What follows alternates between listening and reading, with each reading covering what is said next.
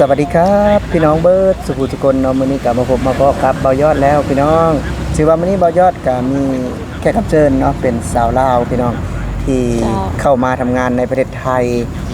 เพิ่งได้2วันพี่น้องหลังจากที่เข้ามาได้ก็ประมาณสัก2 อาทิตย์หนึ่งเนาะก่อนอื่นก็ได้ก็กับสวัสดีครับ โดยสบายดีสวัสดี FC ไอยอดสบายดีทุกคนเด้ออยากให้น้องสาวภาค2โดยผักซ่องเนเดอร์ซ่องแม่เลี้ยงเดี่ยวชาแนลเด้อพี่น้องเข้าไปกดไลค์กดแชร์กดติดตามเนาะซ่องก็ยังน้อยๆยังบ่ทันผ่านเด้ยังบ่ทันมีรายได้ก็จังได๋ก็ฝากพี่น้องFC ไอยอดเด้อติดตามแน่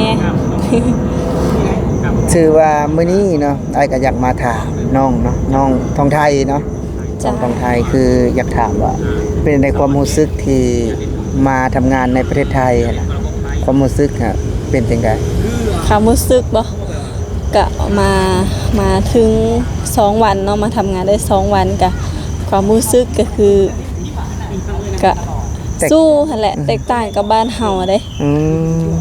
เป็นได้ความเจริญน้องก็ได้เห็นความเจริญนะความเจริญแบบตื่นตาตื่นใจอะลีได้สิ่งที่บ่เคยเห็นก็ได้เห็นสิ่งที่บ่ได้กินก็ได้กินต่างจากบ้านเฮาเนาะทางถนนหนทางเพิ่นนี่งามได้แต่คอนกรีตเต็มเลยบ้านเฮามีแต่ทางแบบเป็นหลุมเป็นบ่อทางดินแดงเด้แบบเข้ามาในเมืองไทยนี่บ่เห็นขี้ดินแบบเป็นขี้ดินเป็นเม็ดเป็นหยังคือบ้านเฮามีเห็นได้เป็นขี้ตมเวลาฝนตกมาก็บ่ได้เป็นขี้ตมกับแป้กอยู่อ่ะหาดินแบบสิเหยียบก็บ่เห็นแต่แบบคอนกรีตแบบต่างจากบ้านเฮาหลายความเจริญพี่น้องถนนหนทางน้องสาวเพิ่นว่าเนาะเพิ่นตกใจเพิ่นว่าเพิ่นบ่อันนั้นพี่น้องตกใจแฮงแบบเพิ่นเจริญหลายเพิ่นบ่เคยแบบว่ามาไทยพี่น้องหลายมื้อแล้วเนาะรวมๆก็เกือบเดือนแล้วเนาะแบบว่าหลังจากที่อยู่พี่แล้วก็ได้กลับบ้านไปทำเอกสารอย่างต่างๆเนาะพอมาครับกลับมายังบ่เห็นดินพี่น้องยังบ่เห็นดินแดงหรือว่าขี้พุ่นเนาะอยู่ในประเทศไทยเพิ่นว่าส่วนหลายก็เป็นคอนกรีตบ่เนาะจ้าเนาะแม่นส่วนหลายก็เป็นคอนกรีตเวลาฝนตกมาก็บ่ได้เป็นขี้ตมบ่ได้เป็นบวกเป็นหนองนะอยู่บ้านเฮานี่ถ้าฝนตกมานี่เป็นตมเป็นบวกเป็นหนองเลี้ยงปลาได้เลยนะแถวทางนะบ้านเพิ่นนี่แบบบ่งบอกถึงความเจริญทันสมัยทางก็กว้างบ้านเฮานี่โอ้ยมีแค่ทาง2เลนเนาะไปกับกลับคือตอนอยู่บ้านนี่น้องสาวนี่อยู่ในเมืองบ่คืออยู่บ้านนอกเพิ่นบ้านอยู่บ้านนอกเด้อยู่บ้านนอกอยู่ลาวเนาะตอนอยู่ลาวน่ะยังอยู่บ้านนอกของลาวอีกแม่นบ่อยู่บ้านนอกของลาวอีกเด้อยู่ชนบทว่าจังซั่นสิอยู่บ้านนี่เทคอนกรีตแล้วบ่อยู่บ้านตอนอยู่บ้านไอ้ถนนอยู่บ้านถนนนี่เขาเจ้ากำลังเทยางมาต่อยบ่ปูยางเนาะบ้านเฮาเอิ้นว่าทางลาดยางคือทางลาดยางนี่ไอ้หากับลาดได้ประมาณ2ปีนี่เองเข้าไปในบ้านเลยบ่หรือว่าอ้อมทั่วซุกซอยเลยบ่หรือว่านั่นแหละบ่ปูแต่เส้นทางลักเด้เส้นทางในหมู่บ้านในจังหวัดเส้นทางในหมู่บ้านก็ยังเป็นดินแดงดินตมอยู่เวลาฝนตกมาก็คือไปมาหญ้านะเป็นขี้ตมมื่น เป็นบกเป็นน้องคือว่านั่นแหละยังบ่ได้เจริญเด้ยังบ้านนอกของนาอยู่พี่น้องบัดมาเฮ็ดอยู่เมืองไทยนี่เพราะว่าแต่ตามถนนใหญ่ถนนตามซอยตามบ้านตามหมู่บ้านนี่เป็นคอนกรีตเบิดเลยบ่เห็นดินแม้แต่เม็ดเดียว อันนี้ก็คือตื่นตาตื่นใจแฮงเลยก็เป็นอีกหนึ่งเนาะแบบความรู้สึกที่มาทำงานในประเทศไทยได้เห็นหลายสิ่งหลายอย่างแม่นแล้วก็พี่น้องฝั่งไทยเพิ่นก็เป็นคนใจดีเด้เป็นคนใจดีเพิ่นก็ให้ความเมตตาเฮาเนาะเพิ่นเป็นคนมีมารยาทพร้อมเด้ถ้าเฮาแบบไปลามาครอบนี้เพิ่นแบบอยากจะถามตื่มคือเป็นได้ทำงานกับนายจ้างไทยนะทำงานกับนายจ้างไทยป่ะเพิ่นก็ดีเด้ดีเพิ่นก็เว้าจาดีบ่เฮานี่ คือทำงานนี่ได้ขออนุญาตถามเด้อได้วันละเท่าใดทำงานเป็นได้ ทำงานบ่เพิ่นให้เป็นเดือนเด้เพิ่นให้เป็นเดือนละหมื่นนะกินอยู่น้ำเพิ่น เออ เพิ่นเลี้ยงข้าวตอนเย็นนะ อืม เพิ่นก็เลี้ยงข้าวอยู่ก็อยู่น้ำเพิ่นเด้ เออ ก็ถือว่าดีเด้เฒ่าแก่เพิ่นก็บ่สอนเฮาก็บ่ดีๆเพิ่นบ่ได้ว่าเฮ็ดงานผิดงานหยังเพิ่นก็คอยบอกคอยสอนนะเพิ่นบ่ได้เว้ากระแทกใส่นะถื คือ อ ว่า จากการที่อยู่พุ่นเนาะน้องเฮ็ดกับอาชีพทำนาเนาะ แม่นอาชีพทำนา แต่พอมาพี่ก็เราก็เปลี่ยนอาชีพเป็นทำอาชีพหยังมาพี่นะ เฮ็ดงานขายของเนาะขายปลาทองโกกับน้ำเต้าหู้พี่น้อ อ๋อง ขายปลาต้องโกกับน้ำเต้าหู้ แม่นเฮ็ดทำงานขายของเป็นงานที่มักนี่พี่น้องชาวผู้ไทยก็มักขายของ อืม ก็ทำนาก็นาแรงก็น้ำแห้งกลับไปเมื่อกี้นี่ก็ไปเห็นนาก็น้ำแห้งเข้ากับตายตัวตายก็ตายก็ท้อลาย บางทีก็ตนนั่งน้ำตาไหลเลยเนาะ บ่มีอันนั้นบ่สาวบ่มีไอ้เข้าห้องเนี่ยบ่มีคลองแล้วก็ปล่อยน้ำเข้าบ่มีบ่แบบคือไทยนี่นะ บ่มีมีแต่เฮาใช้น้ำนองกับน้ำห้วยเพราะว่าน้ำในนองกับน้ำห้วยเบิดแล้วก็คือบ่มีน้ำใส่นาเลยเข้าบ่สุกก็ได้ เออ ก็คือแบบเฮาแบบป้าทิ่มเลยนะ คือเฮ็ดตามมีตามเกิด แม่นทำตามมีตามเกิดอยู่บ้านเฮาค่ะบ่มีแบบของน้ำสลับประทานบ่มีน้ำแบบทางภาครัฐเพิ่นนั่นอิหยังเพิ่นสร้างให้แม่นบ่ อืม คือพี่น้องฟังไทยนะแต่น้ำเสน่ะมีเด้อยู่ไกลเสอยู่แต่นาค่อยไปหาเสก็ประมาณอยู่50 เมตรนี่แหละ แต่เฮาบ่มีเครื่องจักรนะต้องมีเครื่องจักรใหญ่เด้ คือใช้เอาหยังขึ้นมาแต่ดูดขึ้นมาเป็น ใช้รถไทย รถไถเฮานี่ รถไทยทางฝั่งไทยเพิ่นสิฮ้องหยังบ่รถแตกๆบ่ อ๋อ รถแตกๆบ่เดี๋ยวเฮาขับเอานะใช้รถไทยแล้วก็ใช้โปมนะโปมดูดน้ำนะ คือเป็นอะไรสิอยู่ในประเทศไทยนี่สิกะว่าสิอยู่ยาวๆเลยบ่เลยวันนี้ มาอยู่ในประเทศไทยบ่ก็ความคิดก็อยากอยู่ยาวๆอยากอยู่โดนๆนั่นแหละเนาะอยากให้มีเงินแบบส่งลูก ตอนนี้มีครอบครัวแล้วบ่ตอนนี้ ตอนนี้บ่มีครอบครัว อ๋อ เมื่อก่อนนะเคยมีแต่ว่าเลิกลากันไปแล้ว อ๋อ ตอนนี้ก็คือเป็นแม่เลี้ยงเดี่ยวว่าเป็น อ๋อ เป็นแม่ห้างก็ว่าได้ อ๋อเป็นแม่เลี้ยงเดี่ยวเนาะ นี่ คือแบบว่าแบบเบิ่งแบบว่าเลี้ยงลูกผู้เดียวซุมื้อนี้เนาะ แม่นที่มาของซ่องก็คือเดี๋ยวนี้แหละเลี้ยงลูกผู้เดียวเป็นแม่เลี้ยงเดี่ยวเลี้ยงลูกผู้เดียวตั้งแต่ลูกอายุได้8เดือนผู้เด้ อ๋อ เลิกลากันกับแผน ถือว่าสู้ชีวิตมากๆเนาะ แม่น สู้ชีวิตมากๆถือว่าก็เป็นอีกหนึ่งลาวเนาะแบบว่าได้เห็นความเจริญในประเทศไทยกับ แม่น คือแบบว่าคือเขาอยู่บ้านนอกอะเนาะเขาก็แบบเฮ็ดแตกต่างเนาะแตก แต ต่าง ก จากบ้าน ต่า เรา งแตกต่างหลายอยู่บ้านเฮาตื่นมามีแต่ไปให้ไปนาเด้ ไปหาป่าหน่อมงหน่อไม้พวกนั้นแหละหาอยู่หากินตามธรรมชาติบ้านเฮาอยู่พี่ปะมีตลาดมีเซเว่นมีโลตัสให้เฮาไปเลิกซื้อเลิกกินแบบสะดวกสบายอะลีได้ สะดวกสบายเข้าไปนี่คือ เคยกินระบบไก่ KFC คือในโทรทัศน์ บ่เคย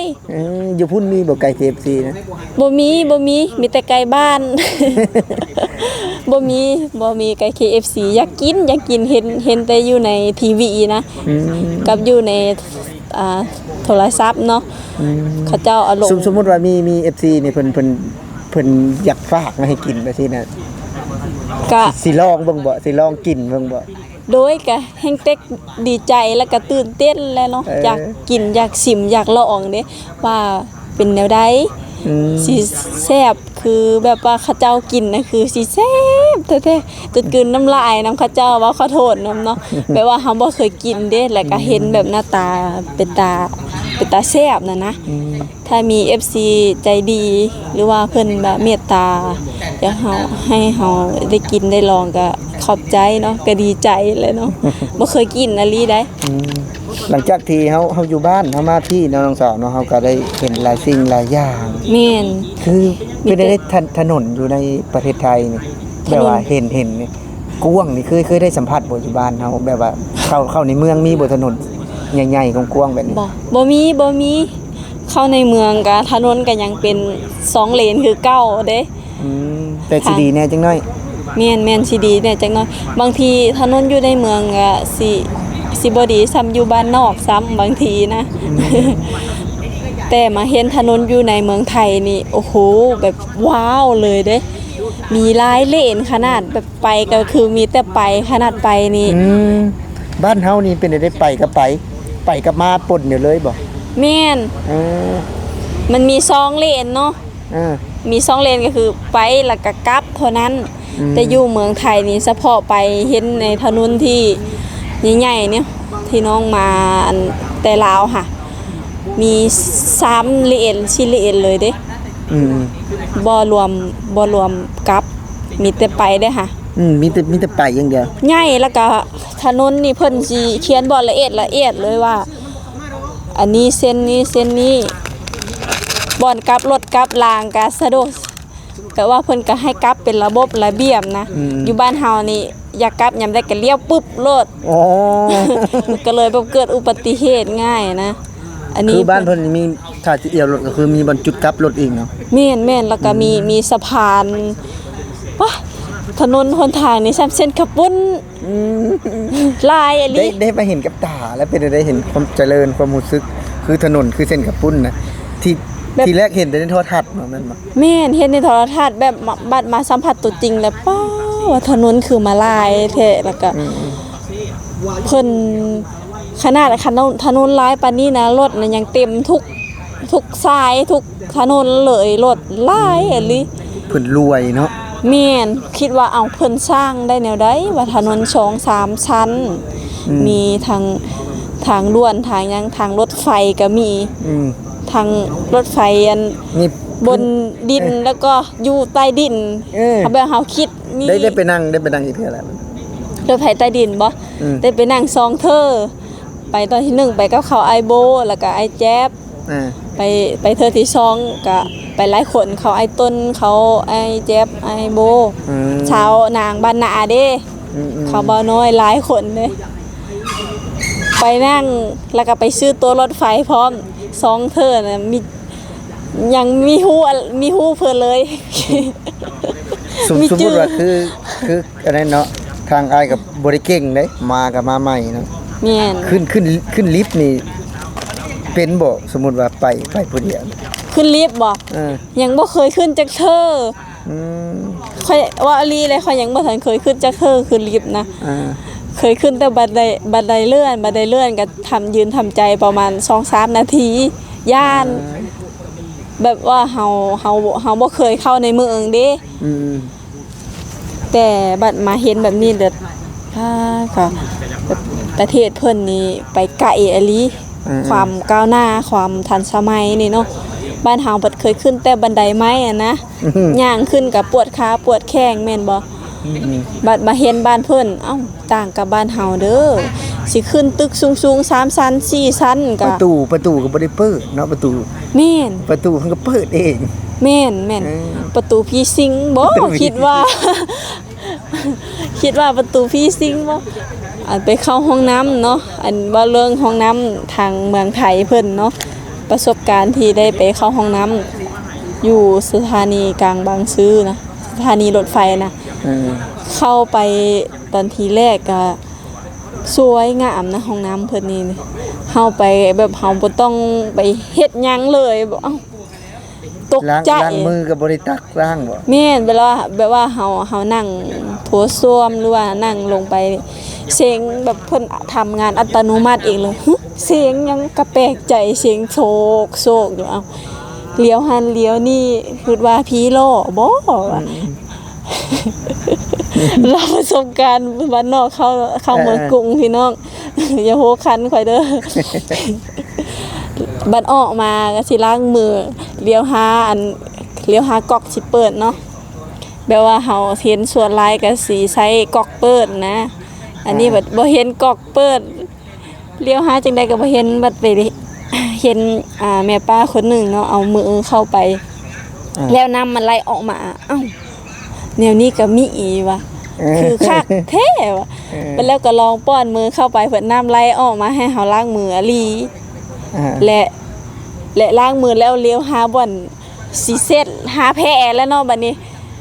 บ้านเฮาล้างมือแล้วต้องใส่แผลเซ็ตมือแม่นบ่บัดแล้วเห็นคนหนึงไปป้อนมือเข้าอันมันเป็นอันเป้ามือนะป้อนเฮาแบบบ่ต้องไปกดไปบิดอีหยังลมออกมาเป้ามือแป๊บเดียวแห้งอ้าวว่ะคือมาแปลกแท้ว่ามีตั้งแต่แนวทันสมัยเฮานี่ความคิดบ่ถึงเลยบัดนี้ก็ไปลองเฮ็ดคือเพิ่นกับมันกับเป้ามือเฮาอะลีได้ก็จนแห้งว่าว่ะบ่ต้องเสียดแผลให้แบบเปลืองแผลเปลืองอีหยังว่ะสุดยอดแห่งอลีพี่น้องเมืองไทยความคิดเพิ่นก้าวไกลที่สุดเลยเอาก็สำหรับคลิปนี้ก็ขอบคุณทางน้องหลายๆอยากให้น้องพากย์ซ่องอีกเทื่อนึงเนาะโดยสำหรับคลิปนี้ก็สาวผู้ไทยก็ฝากซ่องในเด้อพี่น้องแล้วก็ฝากเนื้อฝากตัวนะพี่น้องฝั่งไทยในเด้อเนาะสาวบ้านนอกบ้านนาคนหนึงเอาแรงมาสู้ฟันเนาะสู้งานเนาะเพื่อครอบครัวแล้วก็เพื่อลูกเนาะเพื่อตัวเจ้าของนำกับฝากพี่น้อง FC กดไลค์กดแชร์กดติดตามฝากสนับสนุนสาวบ้านนอกบ้านป้าคนนี้ในเด้อเอาขอบเจอหลายๆขอบใจเด้อสวัสดี